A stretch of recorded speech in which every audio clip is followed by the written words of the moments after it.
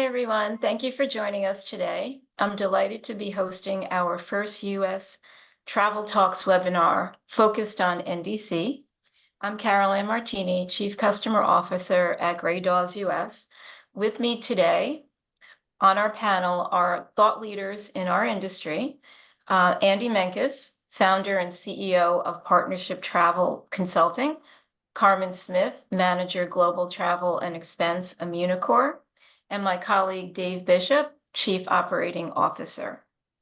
This webinar is being This webinar is being recorded, and anyone that registered will receive a useful fact sheet on the topic discussed. Please feel free to use the Q&A box feature on the Zoom panel to ask any questions that we can answer at the end of our discussion.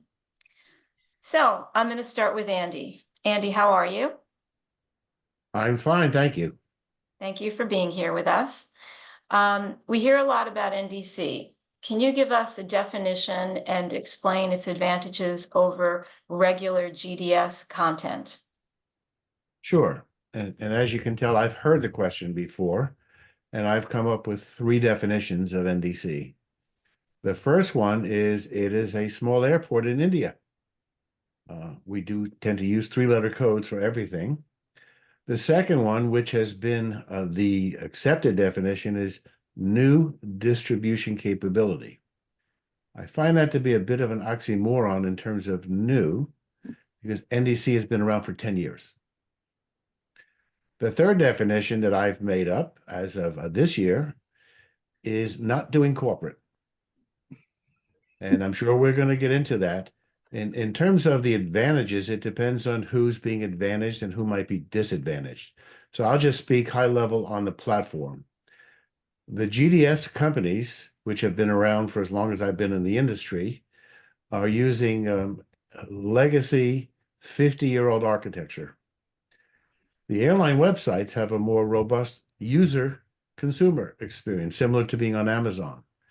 So what the NDC capability does is presents the airline's products in a more user-friendly, better experience, and in addition allows them to distinguish their products. So the advantages in marketing and knowing who the customer is, in that with the GDS, the airline gets the P&R, another acronym, after the decision to buy has been made. Under NDC, the airline could know, well, this is Carmen who's looking for flights to London. We know in her last 3 trips, she prepaid for Wi-Fi, but bought club access at the airport. Through NDC, the airline could package for Carmen a combination of airfare, pre-boarding, Wi-Fi, and club as a single price point. So NDC offers much more robust marketing and distribution capabilities for the airlines. Okay, thank you. So Carmen, I'll move over to you. How are you? I'm great. Thank you for having me. And thank you for being here. Can you talk to some of the challenges that have faced travel managers since NDC content was introduced in the US? So as Andy said, NDC has been around for a long time. Part of it, the airlines wanted to be, direct connect. So going out and directly connecting to their content outside of the GDS. And the challenge of that is you really want to capture your travelers, not only them from a duty of care standpoint, but also your spend in one place. And it's counterproductive to have travelers going to multiple places to book their travel. What I do like about NDC is the fact that the content is available. And so it recognizes status, it recognizes who the traveler is. It's personal in that respect. However, it does have its limitations. And so that's the piece. And, for our travelers, they don't know what NDC is. Me as the travel manager needs to understand NDC and how it works. And so for me, it's about serviceable content, right? I want to make sure that my TMC is able to service me and service my customers when they're traveling, and they don't have to worry about, going back out, canceling their flight or exchanging a ticket, because NDC is limited in that respect. It's limited in that you can't exchange an NDC fare with another NDC fare. So that's part of the, with another fare type. So that's the challenge. And so my goal is to make sure that my clients are taken care of, my customers are taken care of when they're traveling, and that there is a seamless process. And so it's also meaning partnership with our TMC. Now, I will say, and I know kind of the elephant in the room, I will say it, you know, with American, when they left out, and basically we just kind of left it alone, Carolann. We left the pricing the way it was. So we knew that our travelers weren't going to select American because of the pricing. You know, the NDC fares weren't available. And as a byproduct, the fares were higher.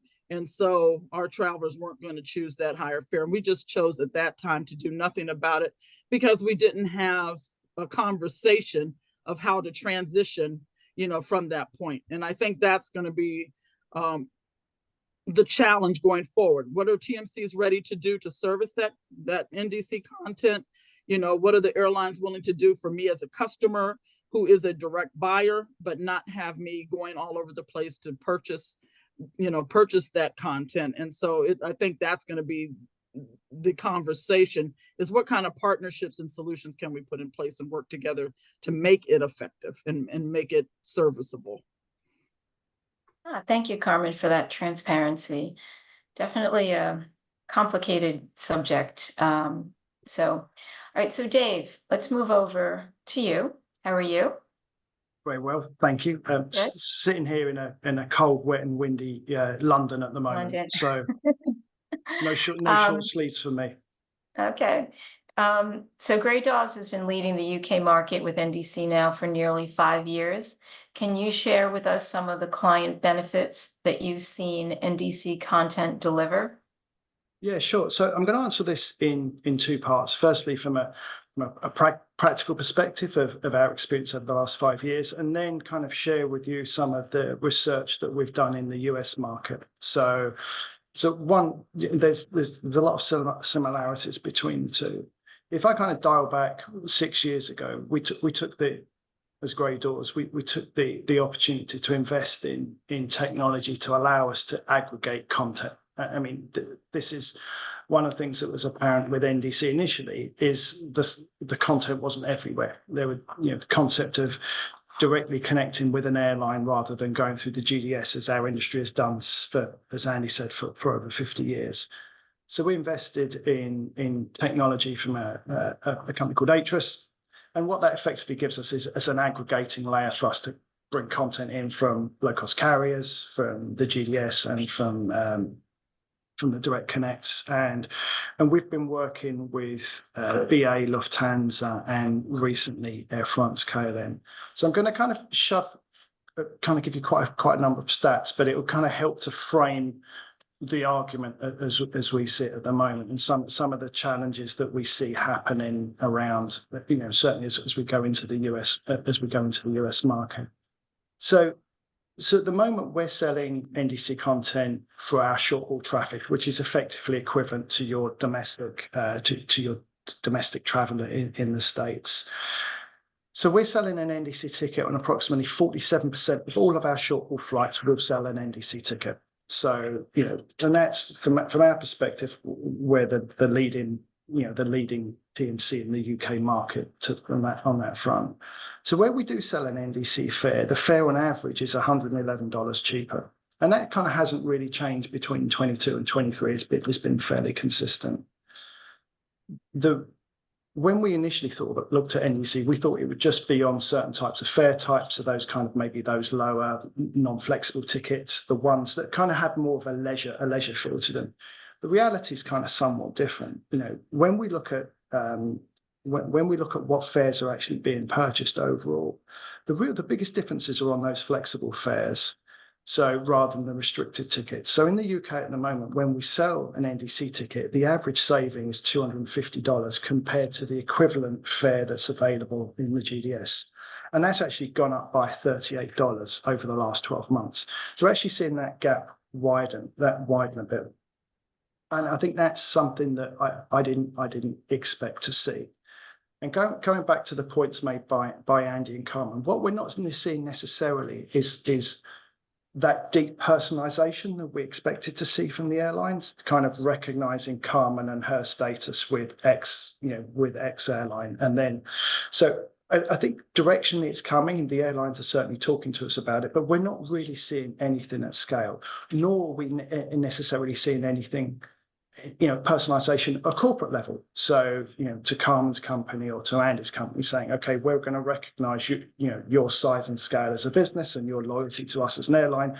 So we're going to give you these kind of benefits, maybe free stuff that you can, chuck in, some of the kind of the more fringe benefits, getting on the plane first, lounge access, expedited security, certainly if you're in Europe. So we're not seeing that to an extent yet, but we know that the airlines really want to dig into that. So, but what we've been doing is looking at we're just going, we bought a company earlier this year in Miami. So Gray Dawes is there, is there in the US. So we're bringing our HS platform to the US, and we're also looking at integrating, we're currently implementing AA and United Airlines. But just want to kind of run through some of what we see in terms of, the volume of searches that we're doing to actually understand what the market's doing. So for both airlines, there's identical pricing between NDC and the GDS in roughly half of all fare searches. So, that's kind of that's to be expected. On United Airlines, where the pricing isn't identical, typical savings we're seeing on economy restricted and flexible fares are about 2.5% cheaper on domestic fares. So not huge, not significant. So that kind of leads me to think that we're going to maybe see a greater degrees of personalization from United. It doesn't necessarily feel like a huge distribution cost reduction play that we've maybe seen other airlines talk about. The only exception with United is really on the US to EU. When we're looking at premium economy and economy flex tickets, we've seen savings between 21 and 44% different. Now, we haven't got enough data to see, is this just the airlines just feeling their way into how they distribute the content, or is this a long-term sustainable, change in how they price? Can't answer that yet. But it is interesting how it's almost US to the EU where we're seeing those differences. The other thing is on American, when we look at the main cabin, where there's a cheaper NDC fare, we're seeing a saving of $28 or just over 9% on that. So, but we see the greater variance in those flexible fares in the main cabin, where we're seeing an average saving of $255, which is actually quite similar to what we're seeing here in the UK. So it could be that they've, that's maybe something that the airlines, particularly AA, are going to kind of fully embed into how they distribute the content. What I would say about AA from our research is that there seem to be quite bigger and more volatile movements in pricing than with United. So, it could be numerous reasons for this, but I think until we actually start going live with it and we've got more data and more searches and we can actually see what the implications are, and to understand whether this is just something for now or whether this is long term. The evidence suggests in the UK, certainly with BA and Lufthansa, and to a degree Air France KLM, is that this is something that feels quite normal now. As I say, we've been working on both of those for certainly BA and Lufthansa for 5 years. So, but time will tell whether this is something that's actually sustainable for the airline, because cheaper actually means less revenue for the airline. So, I think it's very much too early to say yet. But the evidence from a buyer's perspective is it looks encouraging, as long as everything can be fully serviceable, as you said, Carmen. I think that's quite a major point here. If I may, it's Carolann. It's fun to be a panelist instead of a moderator. But David, just to jump in on a couple of points I heard from you, I thought I heard that out of the UK, the savings is about £250 return. Do you happen to have that as a percentage? Because 250 to some procurement people would be a lot of money, but to others, 40% is a huge number. So I'd like to hear the percentage, and then I'll do my follow-up question, even though I'm just a panelist. And you've asked the one question I don't have a stat for, but I tell This you proves we what, did not rehearse this. That's good. That's good. yeah. This So is live and real. complete. This is complete. That's okay. Because But I got some the of some of 250. this stuff I've got stats for. Don't worry. But I think the but what we can do is come back separately in that, in terms of kind of to give the full variation of kind of both percentage and number in terms of that. Absolutely. Okay, so I'll just add to that then. We've done some reviews of some bookings. We're finding the NDC difference could be as much as 20% in fare difference, which out of the US is significant. The other point that you made that I just want to push back on gently is, yes, a lower fare means less revenue to an airline, but NDC can also reduce significantly distribution costs. Yeah, I think there's definitely if we go back, as you say, 10, 11 years to the kind of the genesis of NDC. When it was really new distribution. Yeah. It was proper, the new PIP was there. And I must say that I'm still hanging on to the fact that e-tickets took 13 or so years from start to finish. So I think we're roughly from when Lufthansa launched 7 years ago, we're about halfway between. So I think we can just about call it new. Maybe I think we might need a new acronym. But I think initially it was all about kind of the airlines being better retailers, recognizing status, being able to do a lot of things other than price than historically we've seen. It does feel at the moment that it's, with certain airlines, more heavily on the distribution front when we look at certainly some of the surcharges that we're seeing here in Europe around content being sold on the GDS, where the airlines will charge the GDS as an additional cost, which is passed on to the user in terms of a higher fare.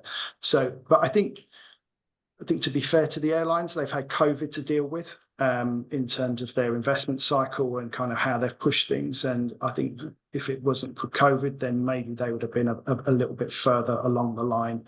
And, ultimately, our job as a TMC is to just have the content available. The whys and wheres, as from a buyer's perspective, from a client's perspective, shouldn't be a massive issue, but it is. I think we just have to make sure we can not only sell the content, but we can fully service and keep our customers moving when plans change. Either your plans change or the airline something happens with a flight. And I think that's to be honest, that's where we've slowed down our pace of investment or implementation with certain airlines, because we're just not confident and comfortable that this is nothing other than just a distribution play to reduce costs without actually the airline thinking about how do we service. And I think that's been, and that's the landscape now. But we're working through it. As I say, we're in a good shape with 5 years under our belt on this. Very insightful, Dave. Thank you. And Andy, great questions, thoughtful as always. So I have another one for you, Andy. What do you see as the gap in how NDC is brought to life in the US market right now? Great question. And I do have status with each of the major airlines, and I do self-book through their website because in our role, we really can't use a TMC. We help travel buyers like Carmen pick their TMC. So one of the other advantages of the NDC channel, and I've experienced it myself, it could take 15 clicks to make a booking, because as you pick your city pair, it offers you for an upgraded seat, upgraded status, upgraded fare, doubling my points, my mileage. So there's a lot of ability to merchandise. I would summarize the challenges with NDC here with the following statement. Ever since the airline full content agreements expired, now the full content agreement required an airline to provide parity in that whatever fares they had on their website had to be available through the GDS. That goes back to Air Canada and Tango fares. because the GDS without credible airfares becomes a challenge to justify a managed travel program and to hire somebody like Carmen to manage it if there's a discrepancy in the fares. When full content expired, airlines had the right to distribute how they want in terms of their content. So I would say I respect an airline's right to distribute its products, plural, in any medium, form, or channel that they so choose. It's their business model.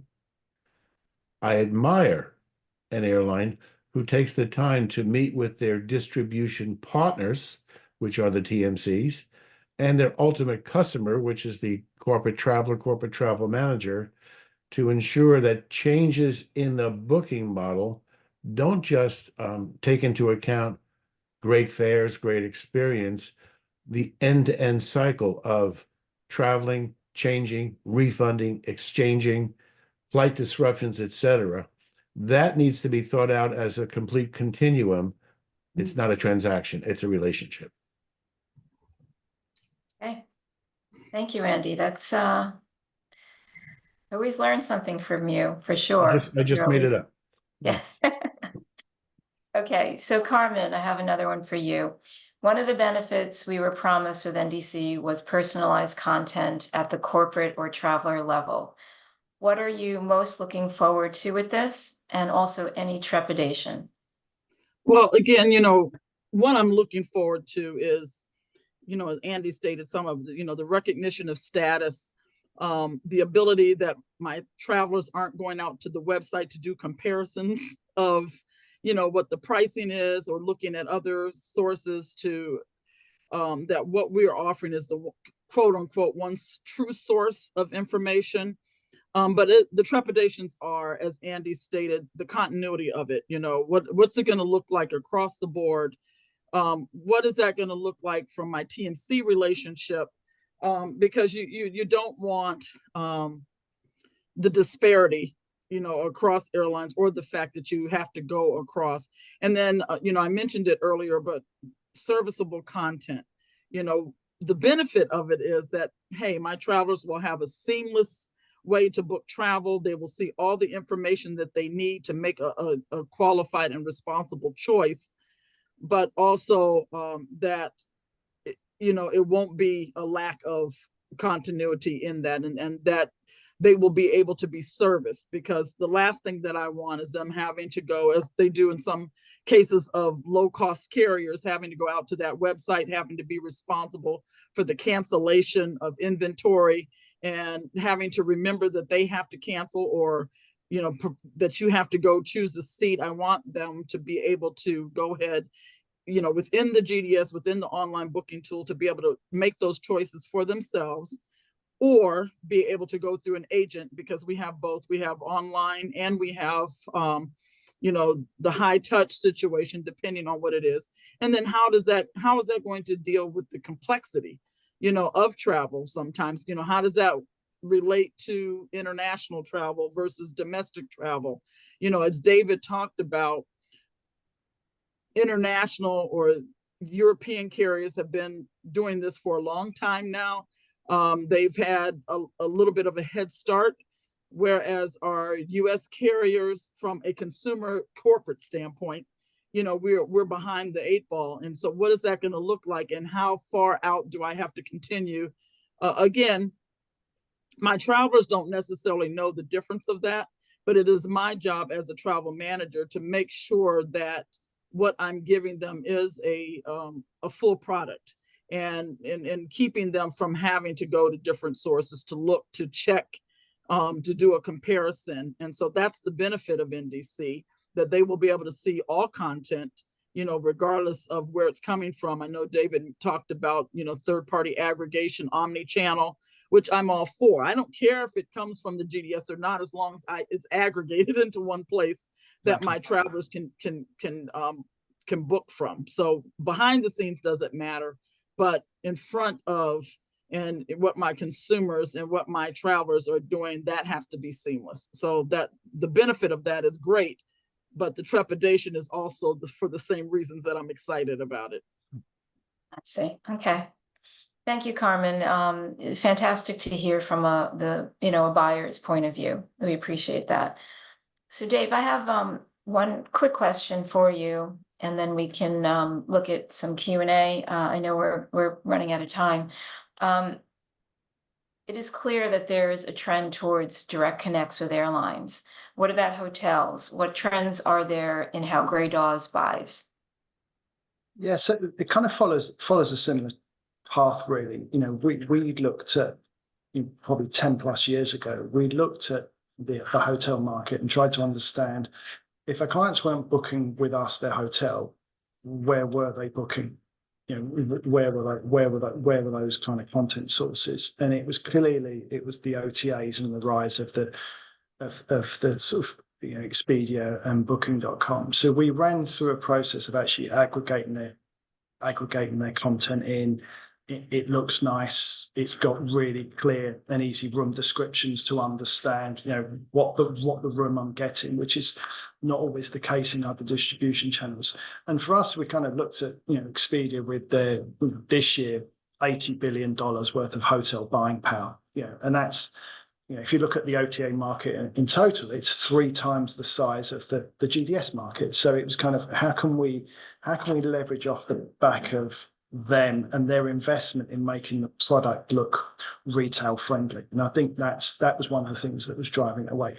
From a corporate perspective, if you've got all the content in one place and you can control the spend and travel policy and duty, satisfy the duty of care needs, then that should be quite a good thing. So, and we see similar price differentials, in the markets that we operate. I mean, if we look at specifically at the US, we're selling on average an Expedia fare 45% of the time, as opposed to selling through other channels like the GDS. And where we're seeing, and I have got the number and the percentage for you on this one, Andy. But so I'll say that. But where we're seeing an NDC, where we're seeing an Expedia fare being sold in the US, the average savings $77 or approximately 25%.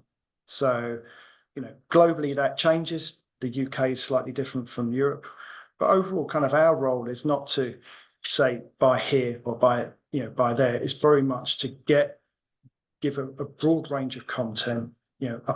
Display clearly, apply corporate preferencing as well, because again, that's a very strong thing in the US around kind of support your hotel programs. And it could be that you want to, it might be you want to support a particular hotel and you're agnostic about where that content comes from. I think and certainly kind of applying travel policy around that and the duty care thing is really important to us. So I think kind of, our job is necessarily not to say you can't have it. The challenge we have from our clients is we want this content, go get it, make it really easy for us to buy, and then we'll decide,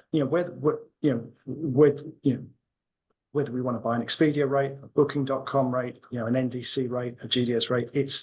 Our job is to kind of present it in a really simple way and don't make that purchasing process too elongated, because there's nothing worse than having to search through, reams and reams of content. Make it super easy to buy, and that will then lead to, a happy traveler, a happy, a kind of a contented travel manager who knows that they're not getting that pushback with, I can find it cheaper on ... which is the bane of every travel manager's life, I would imagine, doing that. So again, and we'll see the same thing across other product areas as well. So, and it's just, our job is to go get it and make it happen and make it easy to buy. Okay, thank you, Dave. Any final comments from the panel before we go to Q&A? I say go to Q&A, then I'll have a comment. Okay. All right. So I see a question here. My question is, I'm curious, how do you handle the BA, Lufthansa, KLM, Air France tickets exchanged on tickets issued on NDC, which, as Carmen mentioned, is our main concern here in Miami? Yeah. So who would like to take that? I'll take that one, because I think it's very much one of the due diligence processes that will go around with an airline when they start talking to around NDC is we need to make sure that the connection that we have, the digital connection we have with them through the direct connect, can do the easy stuff, shop, book, and issue, as well as the harder stuff, which is void, exchange, and refund, or exchange and void more for the US market. So, and we kind of test that, and we want to make sure that we can cover most of the use cases to be able to do it as easy to do exchanges as easily as we'd be able to do it through the traditional GDS as we've been doing for 50 or so years.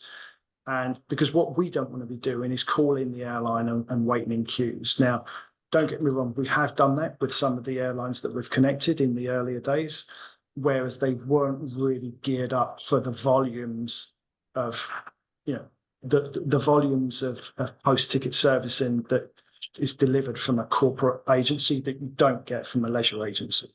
So I think that they have all upped their game considerably. But it has, we've worn the battle scars, and it has been painful, and there have been, plenty of time wasted. But I think what we're seeing from a lot of the airlines is they're learning from United is learning from their joint venture partner Lufthansa. American Airlines is learning from their One World partner British Airways in terms of what needs to be done to make this viable. And without that servicing piece, this does not work in the corporate market. I think it was one of your acronyms at the I think it was your third acronym, Andy. Very much so in terms of not for corporates, but it is improving. But that part is vital for us, and without that, we don't do it, because we can't have it. At the end of the day, it takes us longer, and our customers suffer without it. Okay, thank you, Jay. I'm glad I let the question go first. Mine is easy. I just put it in the chat. In order for this system to work, you need to have the 3 C's: content, credibility, and cost. Cost is not only the cost of the ticket, the cost of distribution too. That's the TMC fees, the TMC costs, and the airline cost for distribution. So I'm going to end with my 3 C's. Thank you, Andy. And then my 4th C, Carmen. Carmen, yeah. I was going to say, Carmen, any last thoughts? No, well, first of all, I'm just glad to have been here to talk about this topic. I know there's a lot going on with this topic, and there's so many moving parts. I hope that we were able to at least bring some clarification on it. Again, my phrase is serviceable content for those who are travel managers.